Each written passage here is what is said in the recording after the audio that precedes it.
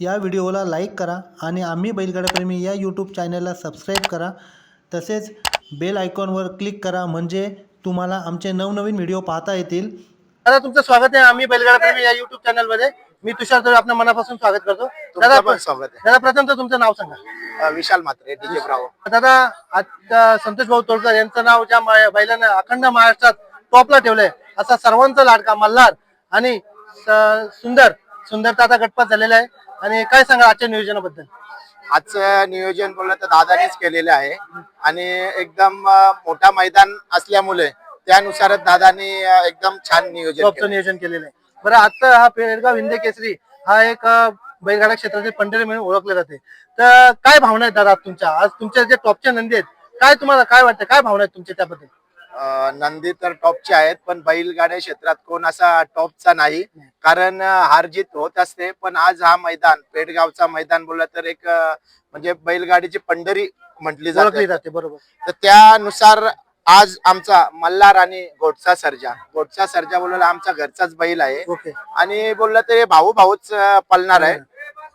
आणि त्याच्यानंतर आपला देव बकासूर आणि सुंदर ज्यांनी अखंड महाराष्ट्र गाजवलाय आणि पूर्ण या बैलगाडी क्षेत्राला वेळ लावला असा बकासूर आमच्या बैलामध्ये म्हणजे सुंदर मध्ये पळाला.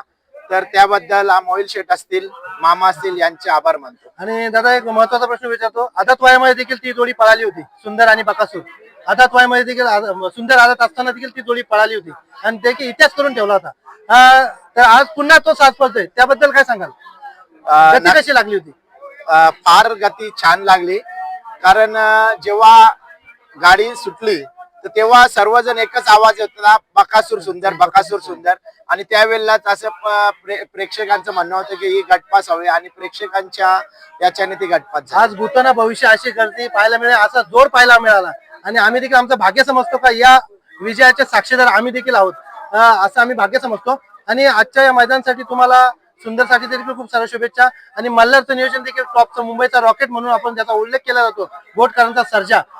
दादा सर्जाची देखील गती अत्यंत टॉपची गती आहे. आणि आजचं नियोजन हे म्हणजे बघा बैलगाडी क्षेत्रामध्ये जसं क्रिकेट क्षेत्रात वर्ल्ड कप खेळला जातो सगळ्या देशाचे संघ नावाजलेले टॉपचे संघ येतात आणि टॉपच्या खेळाडूंमध्ये टॉपची जोडी निवडणं हे खूप महत्वाचं असतं. आजच्या या नियोजनाबद्दल काय सांगाल? नियोजन बोललं तर कधी तुम्हाला सांगतो अर्ध्या रातीवर होऊ शकतं गोटचा सर्जा आणि मल्हार कारण हे भाऊ सारखे आहेत.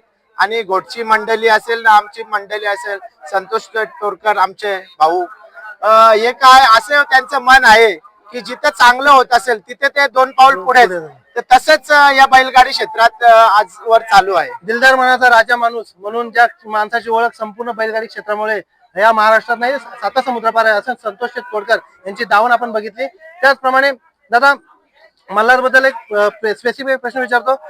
तुमचं ना त्यांचं नातं कसं आहे? शेठचं आणि मल्हारचं नातं कसं आहे काय सांगाल त्याबद्दल? दादा मल्हार एकदम शांत बैल आहे पण जेव्हा आपण त्याचा टोन धुतला आणि त्याला समजतो की आता मला पळायला जायचं आहे तेव्हा तो कोणाचाच होत नाही असा एक मल्हार बैल आहे. आणि आजचं जे नियोजन टॉपचं नियोजन झालेलं आहे कशी तयारी करून घेतली जाते? मल्हारच्या मैदानापूर्वीची म्हणजे वादळापूर्वीची शांतता आणि वादळानंतरचं त्याचं रूप मैदानावरचं आगळं वेगळं रूप आम्हाला पाहायला मिळतंय काय सांगाल त्याच्याबद्दल? आता तुम्हाला सांगतो जेव्हा आम्ही मैदानात येतो तेव्हा बैल शांत असतो पण जेव्हा आपण बैल जेव्हा काढतो पळण्यासाठी तेव्हा त्याचा रागच वेगळा आहे. म्हणजे त्याची पळण्याची धमक जी ना जसा बैल संध्याकाळ होईल अंधार होईल त्यानुसार जास्त गती लावतो. आणि दादा मी शेवटचा प्रश्न तुमच्याकडे येतो. आजपर्यंत बैलगाडी क्षेत्राने काय दिलं? हा शेवटचा प्रश्न खास तुमच्यासाठी. काय दिलं बैलगाडी क्षेत्राने तुम्हाला? या जनतेचं प्रेम या बैलगाडी क्षेत्राने आम्हाला दिले आहे.